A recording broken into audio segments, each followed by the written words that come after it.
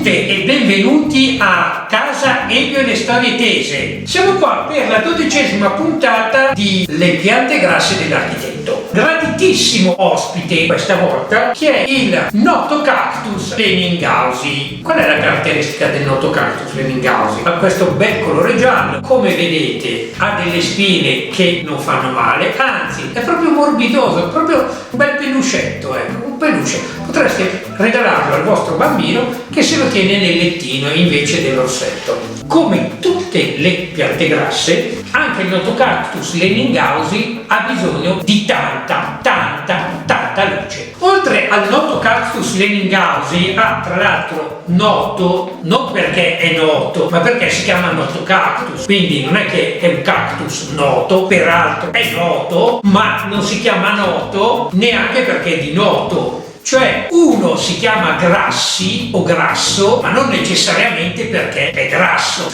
Ma oltre al Notocactus abbiamo anche un sedum. Vedete, il sedum dice, ma il sedum non è una pianta grassa e magro? Sbagliate. Guardate queste foglioline qua, sì, sentite, sono belle cicciottelle. Per cui potremmo chiamarla pianta cicciottella, ma la chiamiamo per comodità pianta grassa come le altre piante. Oppure la possiamo chiamare anche pianta succulenta. Dici, perché succulenta? Perché è buona da mangiare? No, perché ha il succo. Tutte le piante grasse sono dette anche succulente perché, come anche questa qua dentro, c'è tutto il succo dell'amore, secondo me. Questa non è scientifica, lo dico io, ma perché dico succo dell'amore? Il succo dell'amore vince questa scorzatura di spine, fanno uscire il fiore, che è la cosa più bella delle piante grasse. Questo fiore che spacca questa scorza di spine e fa fuoriuscire la bellezza della pianta grassa.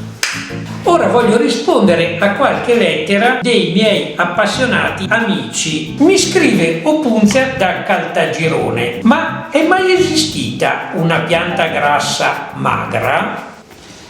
Opunzia, purtroppo sì, esistono tante piante grasse magre, sono le piante grasse che stanno morendo. Perché quando una pianta ormai è alla fine della sua vita oppure marcisce, si diventa piccola, diventa sottile e poi muore. Per cui purtroppo la pianta grassa magra esiste, ma per poco tempo. Il vero problema è che la pianta grassa teme l'umidità. Se voi volete far morire una pianta grassa, la mettete a 10 gradi piena di acqua. Tempo qualche giorno marcisce. Quindi bisogna stare molto attenti sia a tenere le piante grasse a temperature non bassissime, ma soprattutto a tenere le piante grasse con un'umidità nella terra giusta. Ma d'inverno le dovete tenere in un posto riparato e dovete bagnarle poco, ma non mai. Mi scrive Euforbia da Castellammare di Stabia e mi dice: ma le piante carnivore sono piante grasse? No. Ma veniamo alle nostre amiche. Vi parlavo prima del marciume perché sto marciume alla fine è un po' il terrore delle piante grasse. Per evitare che il marciume ristagni nella terra, dovete per prima cosa cambiare il vaso. Per fare questa operazione dovete avere dei guanti, perché non è questo il caso, perché il mio Notocactus è bello morbidoso, ma se io non avessi il Notocactus, avessi, che ne so io, una mamillaria, e allora son cazzi, cioè nel senso che vi prendete le spine. A questo punto togliete tutta questa terra qua che è un po' rofia e liberate completamente la pianta, perché nel vaso, e adesso ve lo faccio vedere, che cosa fanno loro? Non mettono nessun tipo di, io lo chiamo drenaggio, mentre invece metto dentro dei pezzettini di vaso rotto, vedete, un po' più grande, così, e a questo punto, in modo tale che blocca i buchi ma fa scendere l'acqua, e poi prendete una manciata di questi sassi qua e li mettete dentro e fate un primo strato di sassetti. In questo modo qua l'acqua va giù.